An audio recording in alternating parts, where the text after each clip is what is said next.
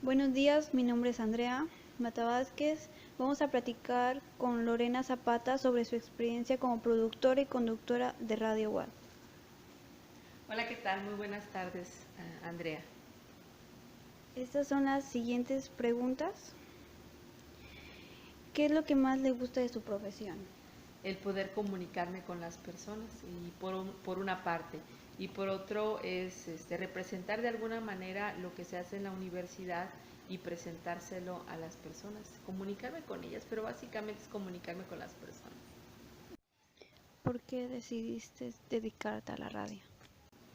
Porque es un trabajo creativo, porque es un trabajo que es diferente todos los días, porque conoces a muchas personas y conocer muchas personas enriquece tu vida porque las personas tienen pues diferentes experiencias, diferentes opiniones, formas de ver la vida, entonces es un trabajo que enriquece la vida. ¿Cuánto tiempo llevas trabajando como conductora? Llevo 23 años en Radio One, 23 de los 25 que tiene la radio. ¿Y qué experiencias has tenido en todos esos años?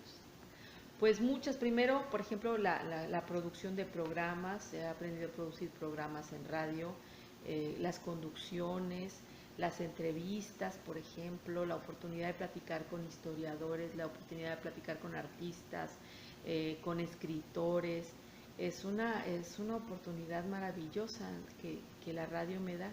Además de conocer también, por ejemplo, qué opinan los funcionarios de la universidad, de entrevistar a funcionarios públicos. La radio te da esa oportunidad de conocer muchas personas, de expresar tu opinión, pero también de darle la voz y expresar la opinión que tienen otras personas para que pues, la sociedad entera esté enterada. ¿Qué es lo más complicado que se te ha hecho ahí? Pues lo más complicado, pues ahora mismo todo me parece porque ya lo hice, pero todo tiene su dificultad. Por ejemplo, hablar en un programa en vivo o conducir, por ejemplo, en un evento, una conducción en vivo, tiene sus dificultades porque hay cosas que tú no puedes controlar. Si tú grabas un programa, pues ya tienes todo preparado, la música, si te equivocas lo puedes corregir, pero en un programa en vivo o cuando es un evento, por ejemplo, cuando es un informe rectoral o cuando es una celebración, pues no tienes el control porque la gente puede retrasarse o puede cambiar el programa. Entonces eso siempre implica estar preparado para corregir o para ampliar un punto, pues improvisar de alguna manera. ¿Cómo fue tu primer programa en la radio? Fíjate, mi primer programa en la radio fue todavía siendo estudiante de la universidad, de la Facultad ahí de Derecho.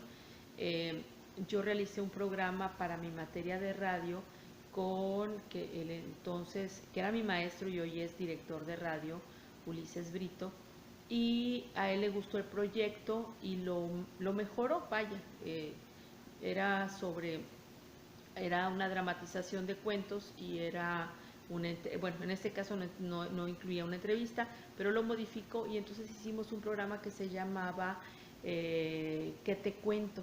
Y entrevistábamos a escritores, sobre todo a cuentistas, pero a escritores tamaulipecos, y luego yo hacía una dramatización, producía una dramatización, y era una coproducción entre Radio Universidad y la Unidad Académica de Derecho. ¿Qué tipos de programas de radio son los que más te atraen? La radiorevista, porque la radiorevista te permite hacer muchas cosas, te permite hacer dramatización, te permite platicar de manera relajada, te permite hacer entrevista, te permite de repente poner un reportaje.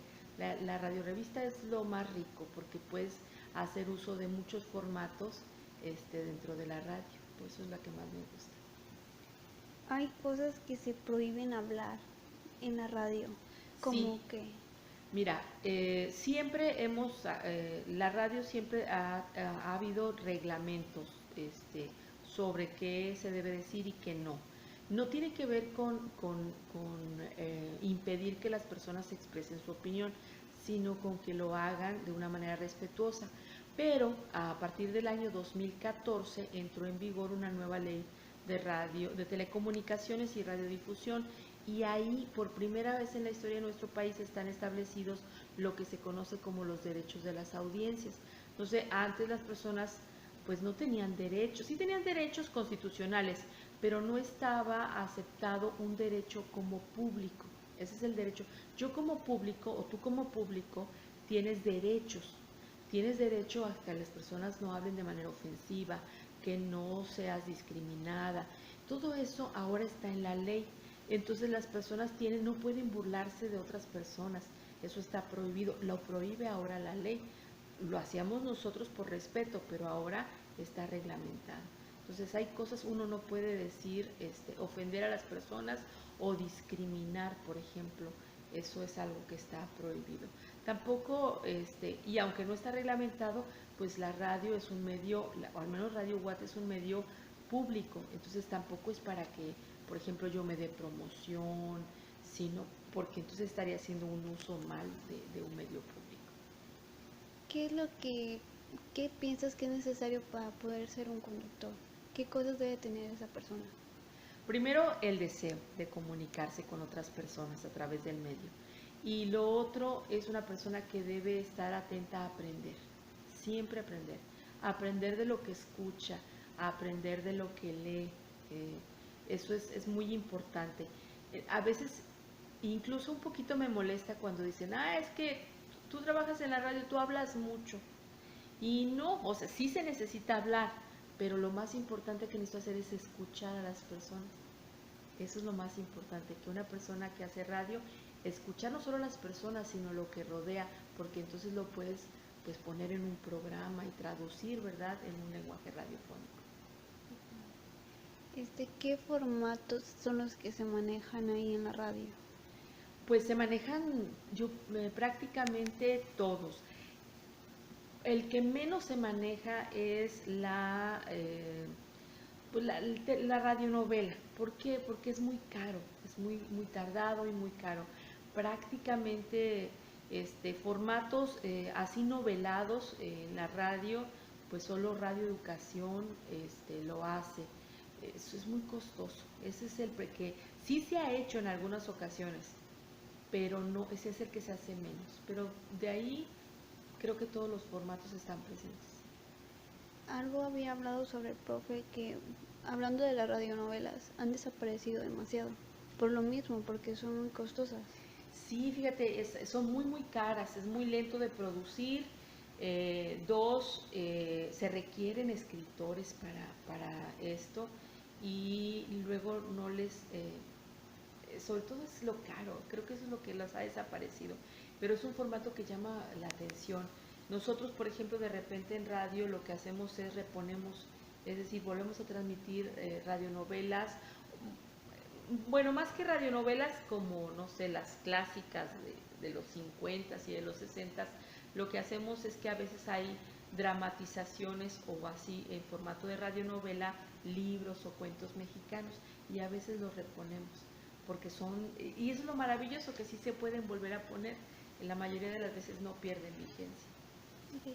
Bueno, muchas gracias, sería todo. Gracias a ti.